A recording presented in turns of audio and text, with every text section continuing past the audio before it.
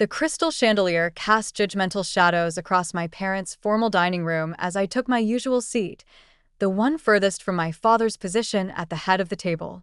The family emergency meeting invitation had arrived yesterday, written in my mother's perfect cursive, dripping with a kind of concern that felt more like criticism. "Olivia, darling."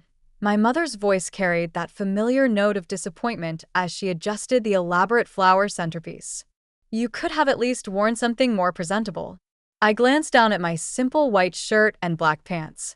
The outfit probably cost more than her entire wardrobe, but they'd never know that, just like they'd never bothered to ask what I really did with my little online business for the past 4 years. My sister Victoria swept in, designer heels clicking against the hardwood floors, Hermes bag swinging from her arm. As the CFO of our father's investment firm, she was everything I supposedly wasn't: successful, ambitious, properly focused on the family legacy. "Still running that little Etsy shop or whatever it is?" she smirked, settling into her chair. "Selling homemade crafts to bored housewives?" I took a slow sip of water, letting her words roll off me like they had for years. If she only knew about the meeting I'd had this morning with the Forbes editorial team, or the photo shoot scheduled for tomorrow. "Let's get started," my father announced, his voice carrying the weight of 30 years as CEO of Harrison Financial Group. "We're here because we're concerned about Olivia's situation." There was my situation. That's what they'd been calling my decision to leave a proper corporate job and start my own company. 4 years of subtle jabs, worried phone calls, and not-so-subtle hints about real careers with actual benefits. "The family reputation is important," my mother added, wringing her hands. "And frankly, dear, this phase of yours, it's beginning to affect our standing in certain circles." I thought about the acquisition papers sitting in my real office, not the small home office they'd never visited, but the entire top floor of the glass tower downtown. The documents that would shake the financial world to its core in exactly 2 hours. "We've been patient," Victoria chimed in, examining her manicure. "Hoping you'd come to your senses. Return to a respectable position. Maybe even join the family firm." My phone buzzed silently. A message from Marcus, my co-founder. "Everything set. Press embargo lifts at 6 p.m. I checked my watch. 1 hour and 57 minutes until everything changed. "The thing is, sweetheart," Dad leaned forward, his voice taking on that patronizing tone he used with difficult clients, "we found you a position. Junior analyst at Harrison Financial. You can start Monday." I studied his face, wondering if he'd even recognize the woman who would be featured in tomorrow's business section, the one they were calling a visionary, a market disruptor, the future of financial technology. "Did you know," I said carefully, "that Forbes is announcing their most powerful women list today?" Victoria waved her hand dismissively. "Of course. I've been shortlisted 3 years running." She hadn't, but no one corrected her. "Though I doubt that's relevant to your craft business." "Actually," my mother interrupted, "we need to discuss something more immediate," my mother said. "The country club board meeting is tomorrow, and people have been asking questions about what you do." I bit back a smile, thinking of the country club, the same one my company had quietly purchased last month through a subsidiary, along with half the properties in their precious gated community. "What do you tell them?" I asked innocently. "Well," she flustered, "we tried to be vague. It's easier than explaining that our daughter sells." "What is it you sell exactly?" "Financial technology solutions," I said simply. "Shopify websites for small businesses," Victoria corrected with a smirk. "Let's call it what it is." My phone buzzed again. "Marcus, news outlets are prepped. Your profile's going live in major financial papers simultaneously with the Forbes announcement." "The point is," Dad cut in, "this has gone on long enough. You're 32 years old, Olivia. Time to join the real world." "The real world," I repeated softly, thinking of my company's current valuation, the one that would make headlines in less than 2 hours. "Yes, the real world," Victoria emphasized, "where success is measured in actual numbers, not Instagram likes." Just then, everyone's phones chimed simultaneously. "Breaking news alert. Major financial technology acquisition to be announced at 6 p.m. Sources say largest deal in industry history. Speaking of real numbers, I murmured, watching Victoria scramble to read the alert. How's Harrison Financial's tech division performing these days? Dad frowned, glancing at his phone. We're holding our own, though this announcement might affect market positioning. Might? I raised an eyebrow. An acquisition this size will redefine the entire industry. Every financial institution will have to adapt or become obsolete. And how would you know that? Victoria scoffed. From your extensive experience selling digital templates? I stood slowly, smoothing my simple white shirt. I should head back to the office. Busy evening ahead. Sit down, Dad commanded. We're not finished discussing your future. Actually, I gathered my things. I think the future is about to discuss itself. As I walked to the door, my mother called out, "Don't forget about the junior analyst position. They need an answer by tomorrow." I paused at the threshold, allowing myself one small smile. I'm afraid I'll have to decline. I have a board meeting tomorrow. My board? Your what? Victoria's voice rose an octave. But I was already walking out, leaving them to their confusion. In less than 2 hours, they'd learn exactly what I'd built, while they were busy undermining me. The next hour passed in a blur of final preparations in my actual office, the penthouse suite of Genesis Tower. I reviewed the press release one last time while Marcus coordinated with our PR team. They have no idea, do they? He asked, adjusting his tie. That you're about to become the youngest female CEO of a Fortune 500 company? I thought about Victoria's smirk, my mother's embarrassment, my father's condescension. They're about to know everything, I replied, standing to face the wall of windows overlooking the city. Time to rewrite their story about me. At exactly 5:55 p.m., I stepped into the elevator. Marcus handed me a small folder, the only prop I'd need for what came next. Your sister's been calling, he said. Apparently, she's seeing some strange market movements in Harrison Financial stock. I smiled. Tell her to keep watching. The real movement hasn't even started. The elevator doors opened to reveal a lobby packed with reporters, cameras, and financial analysts. A podium waited at the center, the Genesis Financial Technologies logo displayed prominently behind it. As I walked to the podium, my phone buzzed one last time, a message from Dad. Something big is happening in the fintech sector. Could affect our market position. Perhaps we should discuss that analyst role sooner rather than later. I slipped the phone into my pocket without replying. He'd find out soon enough exactly how the market was about to change. The cameras flashed as I took my place. Somewhere across the city, in my parents' formal dining room, my family was probably gathered around Victoria's phone, waiting to see who this mystery buyer was. I smiled directly into the cameras, knowing the moment had finally arrived. Good evening, I began, my voice clear and confident. I'm Olivia Harrison, CEO of Genesis Financial Technologies. The rest would be history. The aftermath was immediate and electric. As I concluded the press conference, announcing not just Genesis Financial Technologies' $8.2 billion acquisition of our largest competitor, but also our revolutionary AI-driven banking platform, my phone exploded with notifications. 52 missed calls from Dad, 38 from Mom, 67 from Victoria, 241 text messages and counting. I sat in my office, watching the city lights flicker to life, while Marcus brought in the evening's news coverage. Tech prodigy Olivia Harrison emerges as Fintech's newest power player. Genesis Financial's AI banking platform reshapes industry. Harrison Financial Group faces uncertain future as competitor falls to founder's daughter. Your father's on his third attempt to get past security, Marcus reported, setting down a fresh espresso. Victoria's threatened to call the police if we don't let her up. I picked up my phone, scanning the messages. From Dad. What have you done? This is impossible. Call me immediately. From Mom. Darling, we're all so proud. Why didn't you tell us? The country club board will be thrilled. From Victoria. You manipulative little. How long have you been planning this? This is sabotage. Miss Harrison. My assistant's voice came through the intercom. The Forbes photographer is here for tomorrow's cover shoot. I stood moving to the window. From here, I could see Harrison Financial's headquarters, the building where I'd once been offered a junior analyst position, where Victoria still thought she ruled the financial world. Send him up, I replied. And, Marcus, bring me the market analysis from today's trading. The numbers were staggering.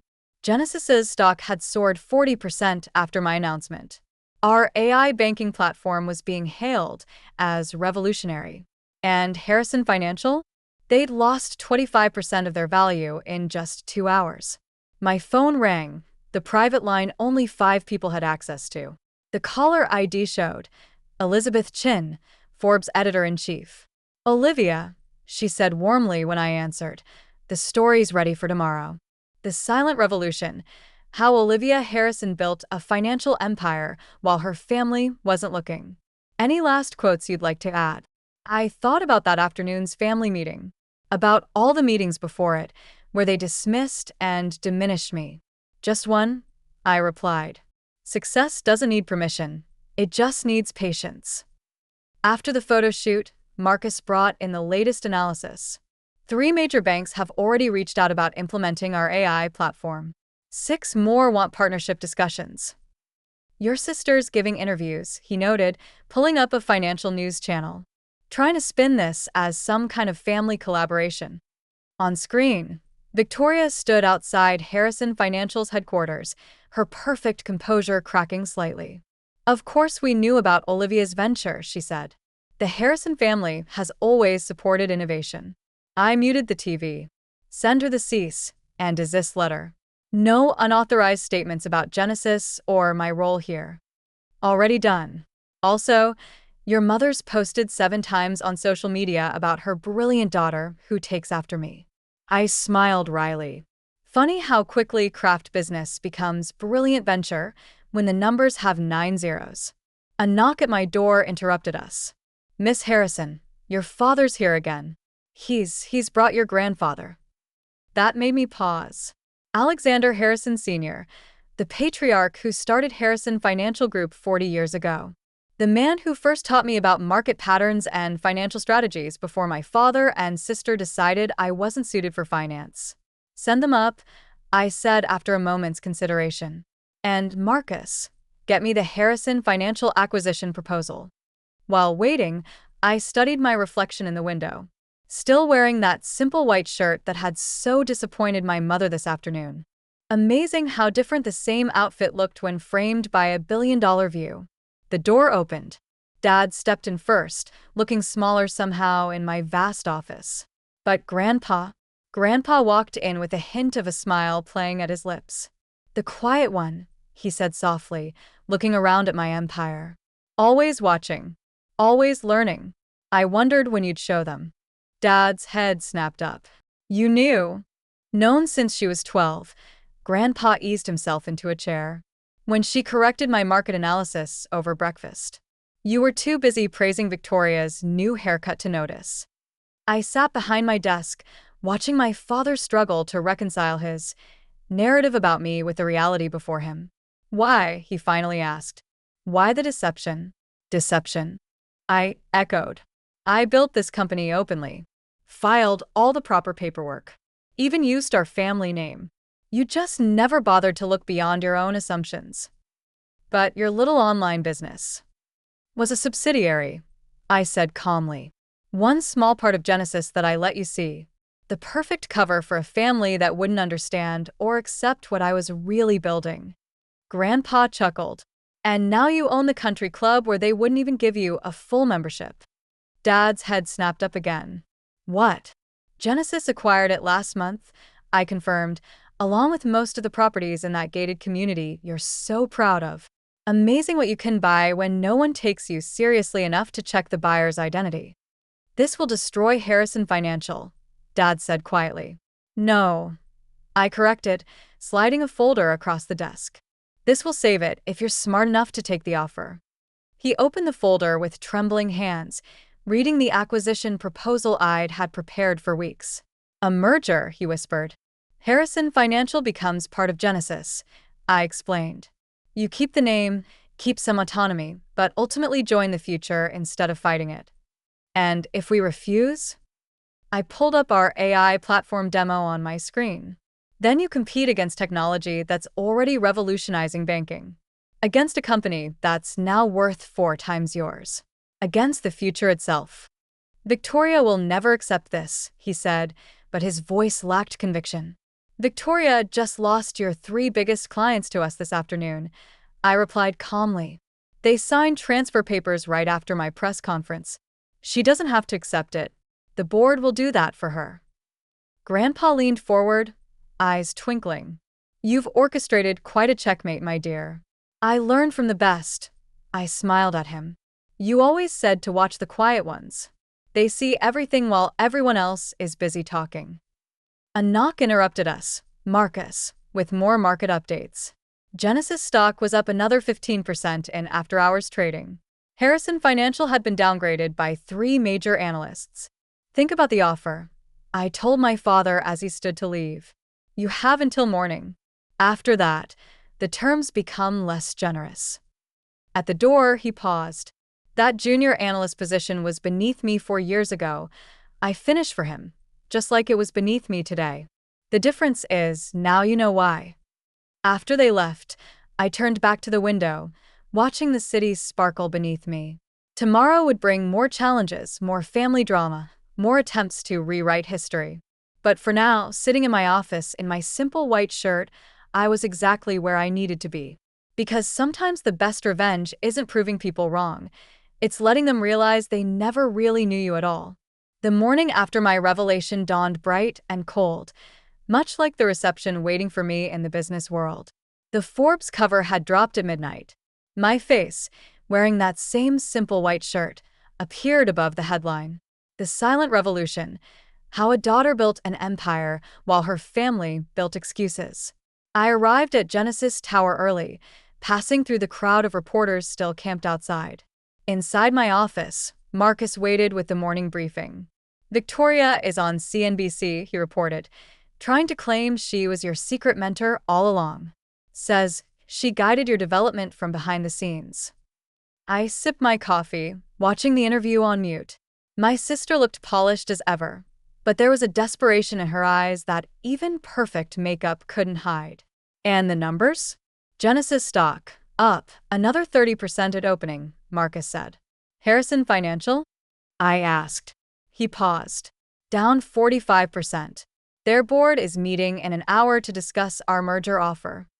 My phone buzzed, a text from Mom.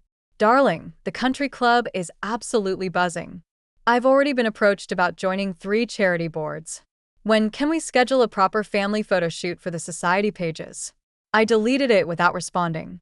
Your grandfather's here, my assistant announced through the intercom, and he's brought some interesting documents. Grandpa walked in carrying a worn leather briefcase, the one he'd used to teach me about market analysis while everyone else was busy praising Victoria's latest accomplishments. Thought you might want these, he said, laying out old papers on my desk. Your first market prediction model. Age 12. The one that correctly forecast the 2008 crash, 3 months before it happened. I picked up the faded papers, covered in my careful childhood handwriting. You kept these? Along with every business proposal you wrote in high school. The AI banking concept you developed in college. He smiled. The same AI system that's now worth billions. Does Dad know you had these? He never asked. Too busy grooming Victoria to be his mirror image. Grandpa sat down heavily. They're voting on your offer right now, you know. At Harrison Financial. I nodded, pulling up the live feed from their boardroom on my screen. Benefits of owning the building's security system. Another acquisition they'd never noticed. Victoria stood at the head of the table, gesturing frantically. Even without audio, I could read her lips. This is a hostile takeover. We can't let her win. Speaking of winning, Grandpa nodded toward my phone. Your mother's redecorated her social media with your Forbes cover. Though she's carefully cropped out the part where you mentioned their lack of support. Some things never change, I murmured, just as my assistant buzzed again. Miss Harrison, the Harrison Financial Board vote is in. I straightened in my chair, watching the feed. The board chairman was standing now. Victoria slumped in her seat. Dad stared blankly ahead. They accepted, my assistant confirmed. Full merger. Your terms. They want to announce immediately to stop their stock's decline. Grandpa chuckled.